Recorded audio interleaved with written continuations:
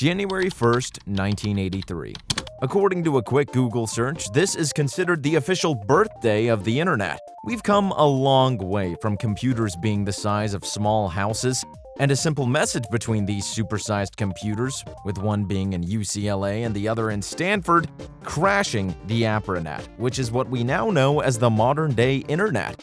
Nowadays, we're able to send messages back and forth to one another in devices that fit within the palm of our hand instantaneously.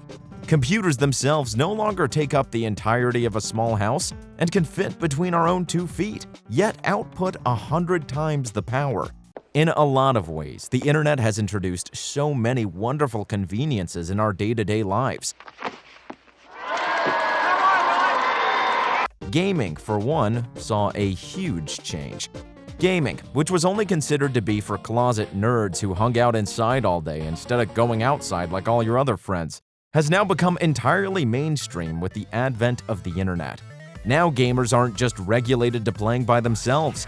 With the internet, you could now play and chat with other gamers all around the world, which created the money-making machine that is the esports industry. No longer is being good at video games considered a useless skill, since you could potentially make millions doing it if you're one of the lucky ones. My senior year. Really, the internet has created all sorts of opportunities for gamers everywhere, and it's really a crazy thing to sit and think about. With all the positives that the internet brought to gaming, however, I don't think many stop to think about the negatives.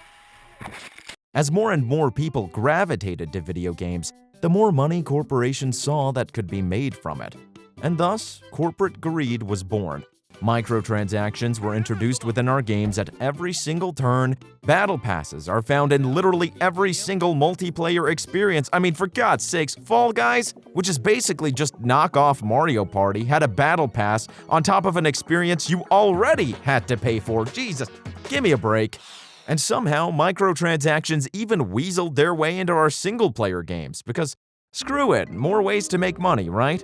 And microtransactions aren't the only way to monetize. Remember when the media discovered that Chinese inmates were being forced to farm gold in World of Warcraft? Because those accounts could then be sold off to others not wanting to go through the grind, and it was this shocking revelation?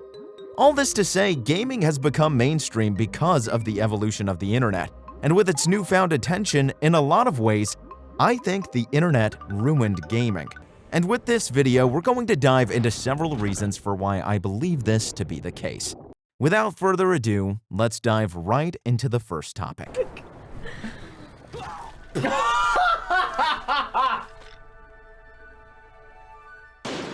Online gaming and the fall of couch co-op.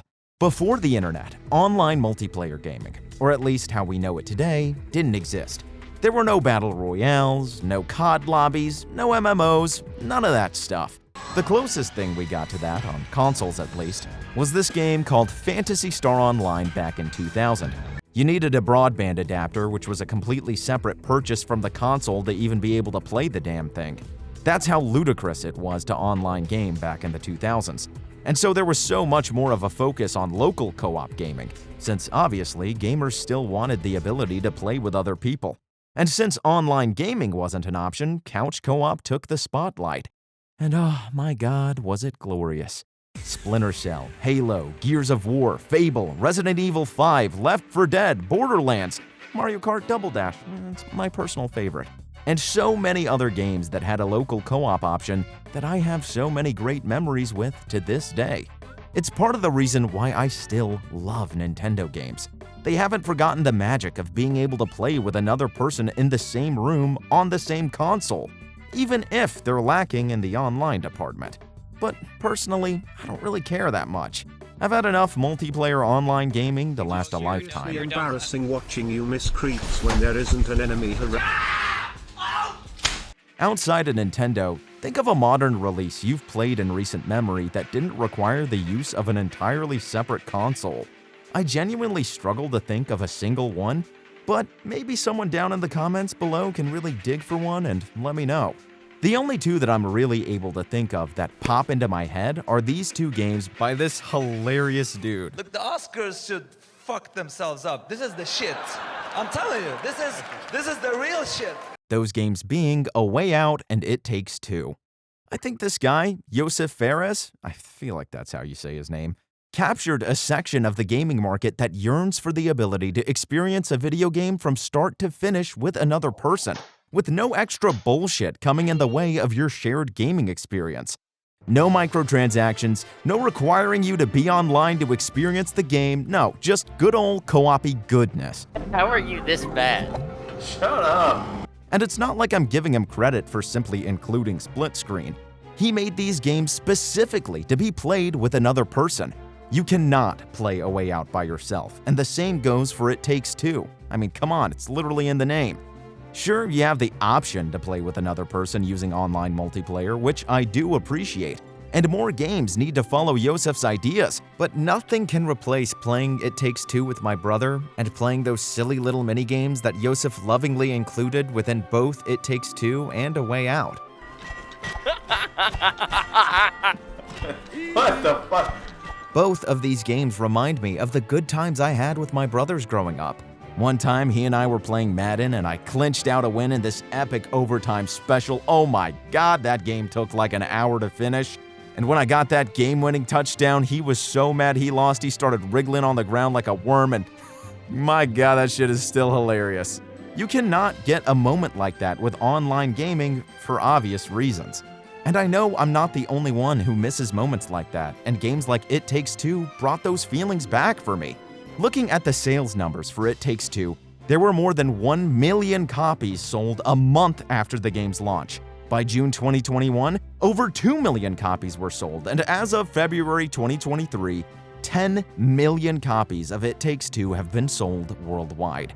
If these numbers don't show that gamers are starving for the good old days of couch co-op gaming, then I don't know what does. And with the internet, online multiplayer has just become too much of a focus, and I feel like couch co-op gaming needs to make a comeback.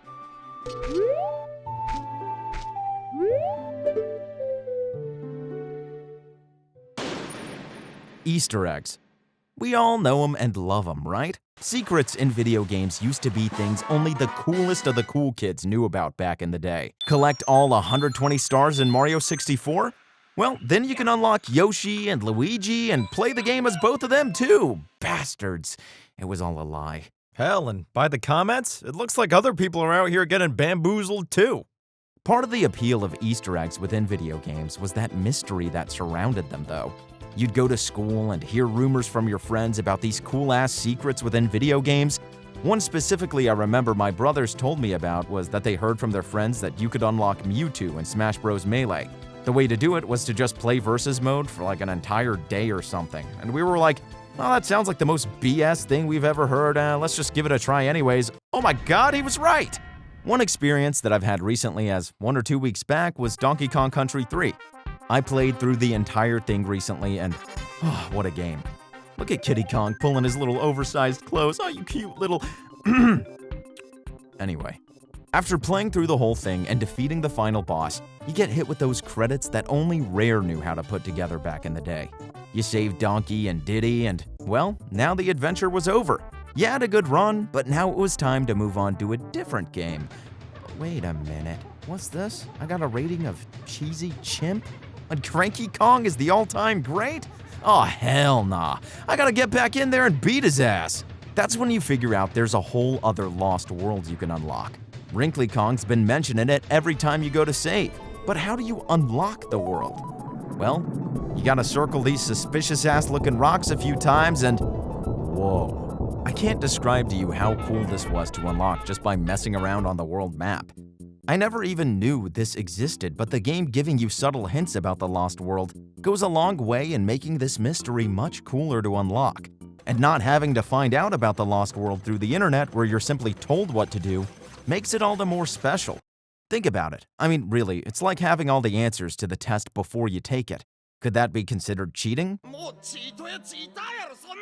I mean, not really, you're just using a resource to your advantage to make things easier on yourself. But I would definitely say that it does make the process of taking the test much less engaging, and is much less thought-provoking, since you already knew everything from the very start of the test. The test in this case obviously being video games themselves. Anyway, back to Donkey Kong Country 3. Having the game point out to you in a fun, in-game way that, hey, "You're not done with this game yet. Get back in there and do all there is to do" is something that I don't feel modern games ever tend to bother with anymore.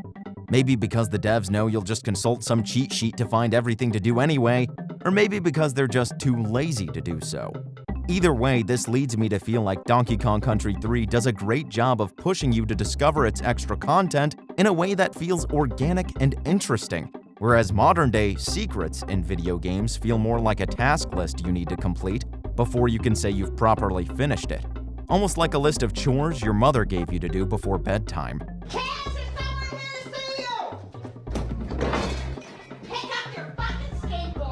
Not only does Donkey Kong Country 3 reveal its secrets more organically within the game, but it also does a great job of seamlessly intertwining its secrets together so that the more secrets you unlock, the more you'll discover other mysteries, with your main goal at the end of it all being to top Cranky on that legendary gamer leaderboard.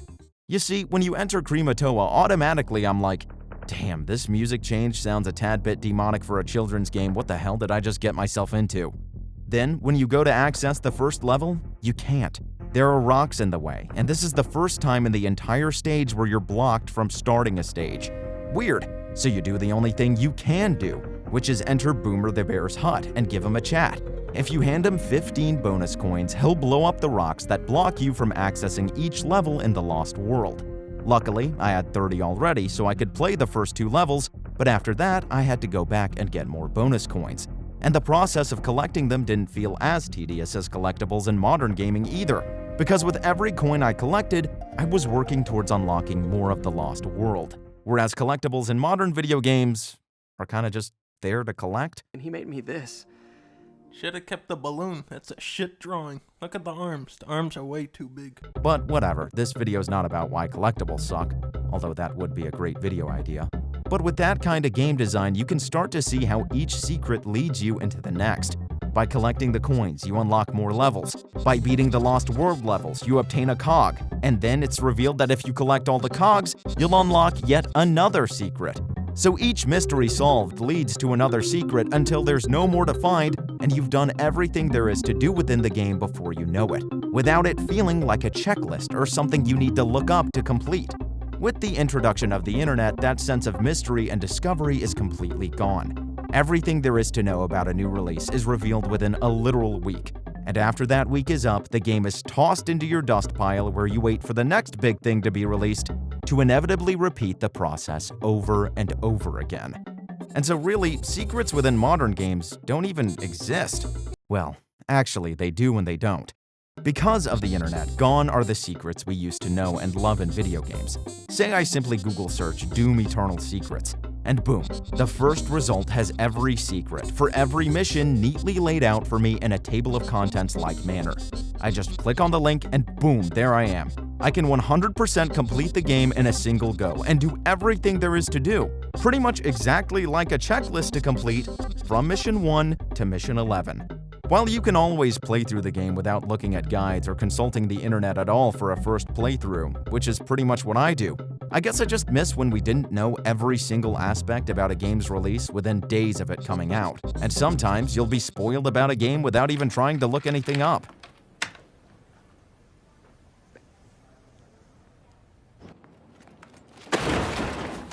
Secrets within video games used to take literal years to discover before anybody even had a clue that it existed to begin with. A fairly recent example of this being Arkham Asylum, which didn't even come out that long ago. Arkham Asylum had a hidden room that players didn't discover for at least a year or more, because you had to spray explosive gel on a wall in the warden's room in a fairly specific pattern in order for it to blow up. Inside, there's a map hinting at the next game in the series, Arkham City. I love that, and I love the fact that it took so long for players to discover this secret even more, because it makes it all the more special. Imagine that secret being discovered the same day of release. I don't think fans of the series would look back on that secret as fondly. The secrets themselves usually aren't as cool as that either, and don't really tie into each other like DKC3 does. I was playing Final Fantasy 15 the other day, and a perfect example of a game holding your hand to lead you to a secret is when you go to the Malaham Thicket. The game literally asks you as you're on your way to a main story objective if you want to make a stop. There's no mystery, no searching for the dungeon, no. The game just handholds you right to the entrance, a waypoint for you to make your way over to, do the thing, and obtain a reward. Quest complete. Now go do the next secret quest, you frickin' bum. I guess part of the problem could be video game worlds just getting too big for their own good, so there's almost a need for them to guide you and hold your hand for you to be able to find the frickin' secrets, but watch my video on why games aren't fun anymore for more on that. You know what? That's what's wrong with this keyboard. That's what's wrong with the keyboard. That's what's wrong with the keyboard. That's what's wrong. Toxic players and cheating in online gaming. We've all been there. It's a 1v1 situation. Your teammates are all spectating you. If you don't clutch up, it's over for you. Your palms are sweating, your knees are weak, arms are heavy, there's vomit on your keyboard already, mom's spaghetti, you're nervous, but on the surface you look, damn, you just got headshotted, and your teammates are now raging in your ear. With the internet comes the ability to play online, and so there's also the caveat of playing with all sorts of wild characters from across the world. In a way, it's pretty cool, but some of these sweaty gamer nerds do nothing but eat, drink, and consume online games to the point where casuals come online to enjoy a match or two, combined with shitty matchmaking skill systems, and you get the recipe that I call the online gaming starter pack. Teammates yelling that you need to uninstall? You butt, bro. I'm sorry to say. Strike one. The opposing team chanting Z's in the chat while you're getting absolutely curb stomped?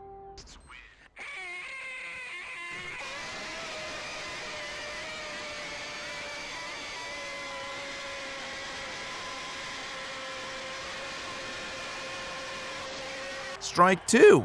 Upon further inspection, you realize that those same people typing L skill are the same people using cheats to beat you at a video game where the outcome has no consequence but bragging rights. And say, you will never get this, you will never get this, la la la la la. And that's gonna be strike three. I'm actually uninstalling. True story, by the way. Now, I won't say this experience is conducive to all online multiplayer experiences, but I think it sums up generally how I feel about the genre. If you couldn't tell by now, I'm very much a single-player couch co-op guy, with the one exception being CSGO. I won't lie, I have a love-hate relationship with that game. Regardless, even someone like me knows how much cheating has affected multiplayer gaming, especially in the first-person shooter genre. Call of Duty Warzone, a battle royale, was left completely abandoned by professional players and casual gamers alike because of rampant cheaters within the game. And Activision did little to address the issue. It becomes even more of a problem when you consider that there are tournaments with huge prize pools held in Warzone and other battle royales aplenty. And obviously, any cheating during these events would be a huge deal. Even now, Activision is still trying to introduce new updates to its anti-cheat to ruin the player experience for cheaters, like showing them phantoms of real players. The obvious solution would be to just ban the accounts of the players who you know are cheating, but with many prominent battle royales being free to play, creating a new account would solve that ban in an instant, so you're just playing whack-a-mole at that point. The need for anti-cheat within online games has become so prevalent that anti-cheat now is being given kernel-level privileges in order to even launch the damn game. I'm sure many of you have heard of Valorant. Remember how big of a deal it was when Riot announced that its anti-cheat would be running as soon as you started up your computer, regardless of whether you were playing Valorant or not? Not only that, like I already mentioned, this software would have kernel-level privileges. The kernel is basically where all the core functionality of your computer runs. If something were to go wrong in the kernel, then that's when you get the infamous blue screen of death. And so you can see how gamers look down upon anti-cheat so vehemently, because any program with kernel-level privileges is an invasion of your computer's security and potentially your privacy. Oh, that's hot. That's hot. But this isn't necessarily because companies want to steal your credit card information and look through your browser history. Nothing, just looking through your search history. Although to a degree, I think you are taking a risk whenever you're installing any anti-cheat these days, so make sure to do your due diligence and trust the company who developed or published the game you're playing. Anti-cheat systems do need kernel-level privileges now, because the software used by cheaters also now resides in the kernel. I don't know where you are. Hey, look up. Look up. Look up, my boy. Look up. Oh, hello. Jeez. Man, why are you doing that, man?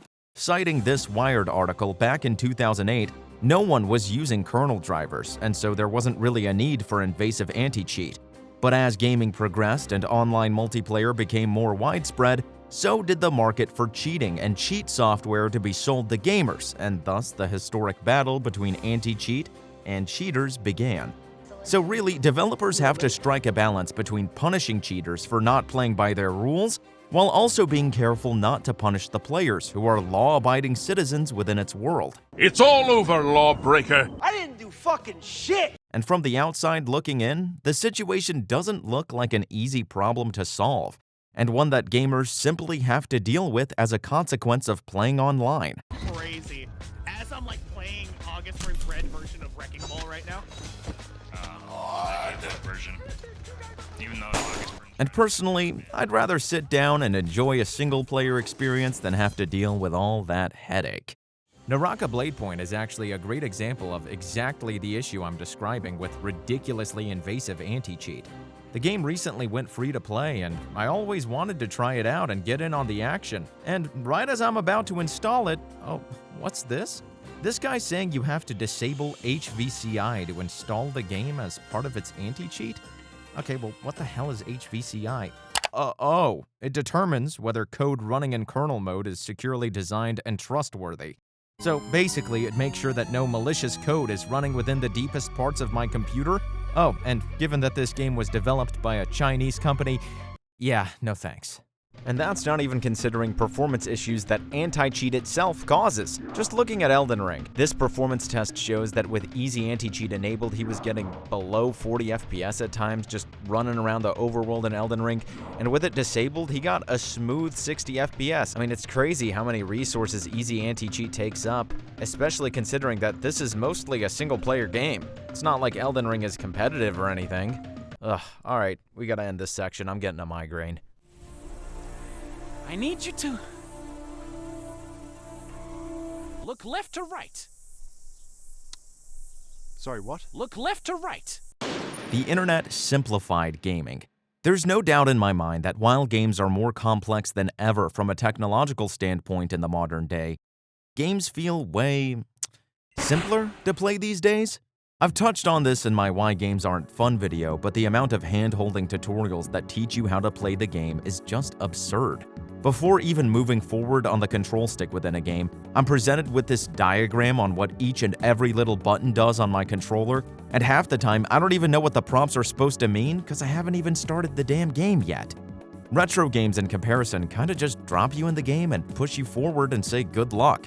Ego Raptor's video on Mega Man X actually does a great job of explaining how retro games still inherently teach you the controls just by letting you play the game instead of trying to show you how it's done. So I recommend checking that video out to get a better understanding of what I'm trying to say here. Anyway, what does all this have to do with the internet? Honestly, I think the internet kind of pushed developers toward this trend in game design where they felt everything needed to be explained or dumbed down to the player. Games used to be tough back in the day, man. Look at this guy. How am I supposed to get past him? Fuck. It was pretty grueling. Listen, a game like Mega Man X can be beaten in a single day now, with the internet telling you where all the upgrades are, the weaknesses of every robot master, the order in which to complete them, strategies to overcome them even if you don't have their weakness. Literally, the whole ins and outs of the game is at your fingertips because of the internet.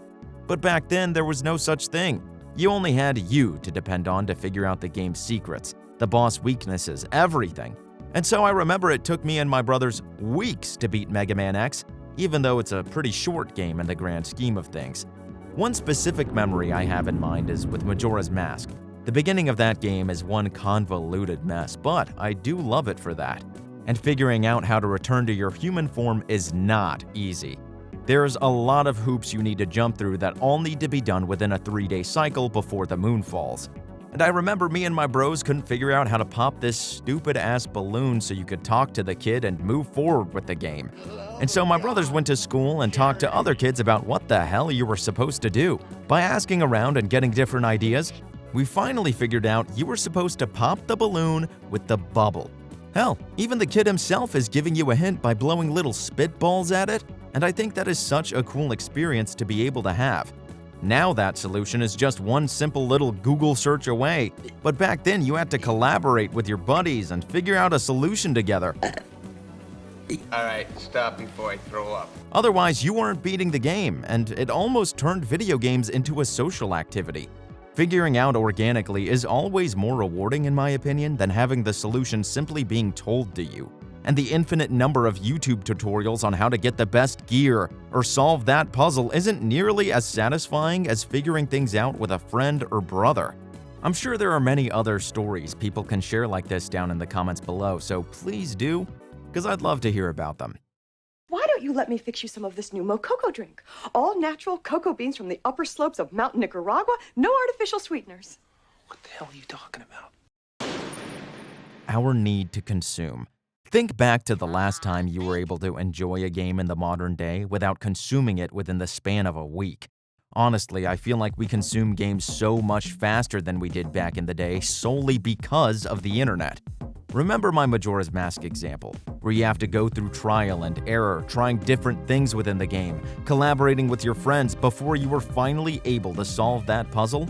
We were enthralled on that balloon puzzle for so long before we had to figure it out to move forward. And even though Majora's Mask is a relatively short game, little obstacles like that and having to think through them made the game feel longer than it actually was. Whereas games now are 10 times longer than Majora's Mask ever was, but it feels like it takes us much less time to consume them before they're in the dust pile. Think about this for a second. Games in the modern day take so much longer to develop because the scope of games has increased exponentially since games on the Super Nintendo back in the 90s. Gone are the sprite-based games we used to know and love, and in came hyper-realistic graphics with models that look like real human beings. Devs keep trying to push the boundaries of gaming even further with bigger and better worlds, more content, more graphics, whatever. And so when a AAA game finally releases, it's usually been in development for years on end, if you're lucky. Final Fantasy XV took 10 years to release, just as an extreme example, and the reception, pretty piss poor. With the exception of a few games here and there, people have become extremely adept at consuming games that take years and years to develop before becoming bored with them, partly because I think the games are lacking in quality, but also because of the internet. There's no reason to sit there and really mess around with the game's mechanics, to really think outside of the box in order to progress further within games anymore. Everything is there for you on the internet, so there's really no reason to. The answer to this problem would be to just not use the internet. I know, crazy idea, right? But then there are even games with systems that cater to this need for instant gratification that we've adopted because of the internet. In Uncharted, it's the hint system if you're taking too long. With Final Fantasy XV, it's the hold one button to dodge every attack. With Red Dead Redemption, it's the auto-aim, the waypoints to mark mission objectives, and so many other mechanics designed to make the game more convenient for the player. It's gotten to the point where these video game journalists can't even finish a simple tutorial level within Cuphead. Part of the reason I think From Software games are so successful nowadays, especially Elden Ring, is a return to the formula where games don't hold your hand at every single turn. Even if you use the internet for help in Elden Ring, you will still need to learn the boss's patterns on your own and beat the boss to be able to move forward. There's no get-out-of-jail-free card that will help you progress. Damn it! And if you're really, really struggling, like, bro, God! Slide me! You pussy! You can always use online multiplayer to give you the extra edge you need to progress. Sure, that's a system designed to make the game a bit easier on you, but at least it's not shoved down your throat and you can choose whether to summon or not. Anyway, I just think people miss having to genuinely sit there and overcome challenges within video games, and I'm absolutely here for it. Yeah! Yeah! Yeah! Yeah! Obviously, certain video games do have a vibe they're going for, and I'm totally for games like Animal Crossing that exist for the player to unwind at the end of the day. But I also don't want all games to have that hand-holding experience associated with them. Before concluding this video though, I want to pose one last question to you guys. I haven't really touched on why I think we're so focused on consuming content, and why we're always in such a rush to move on to the next big thing.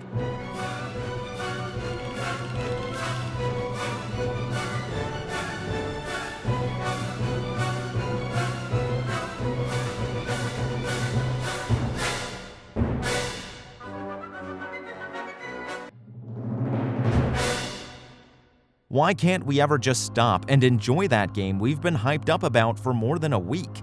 And again, I think the internet is to blame. Starfield was this huge game I feel like everybody was so hyped about, and now that it's finally out, I feel like I've only ever heard negative things about it. Whenever we see a game that releases we feel like we might enjoy, we immediately go to IGN, GameSpot, or a media outlet of your choosing to make sure these game journalists agree with us. That is not true. This shit better be a 10 out of 10 experience or I'm not buying. When the reality is, gaming is a subjective experience and one person's views aren't the be-all end-all when it comes to whether you should give a game a purchase or not. Nor should you rely on some arbitrary rating system to judge whether a game's worthy of your time. While I'm absolutely sure Starfield is probably the empty gaming experience I predicted it to be, I bet there's fun to be found somewhere within its systems, just maybe not for the full $70 price point. We look to other people for validation on our own opinions, and honestly, this doesn't just apply to gaming.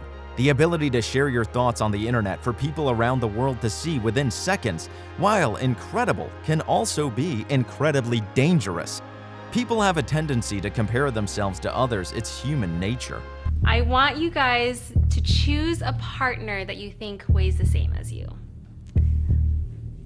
Okay? What the fuck did I just watch? If you don't have the newest console or aren't playing the latest games, you're missing out big time. Because in a week's time, that new multiplayer experience is gonna be dead a week after launch.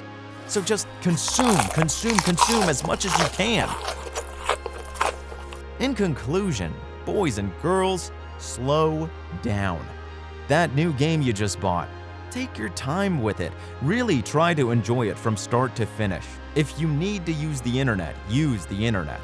But don't use the internet as a tool to just rush through the game as quickly as possible, because you have 5 other games in your backlog that you need to get through as well.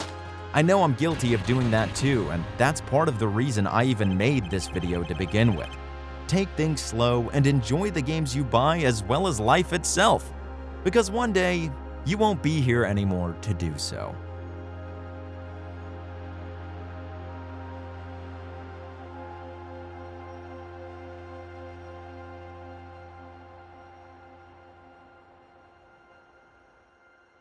But while we're both still alive and kicking, you might as well check out my Patreon. You can gain exclusive perks and help support me make more videos at the same time. Or you can join right here on YouTube for just $5 a month and get your very own pancake badge today. If you're a waffles guy, go ahead, click off this video, okay? With that, I'm off to enjoy a bit of relaxed gaming myself. I'll see you guys in the next one. Damn. He's getting away! Faster, Ray, faster! Oh no, okay, hold on. Trying. Get on there, get on there. Heavy. Damn, bro! I have been shot in the face. Where am I supposed to be getting?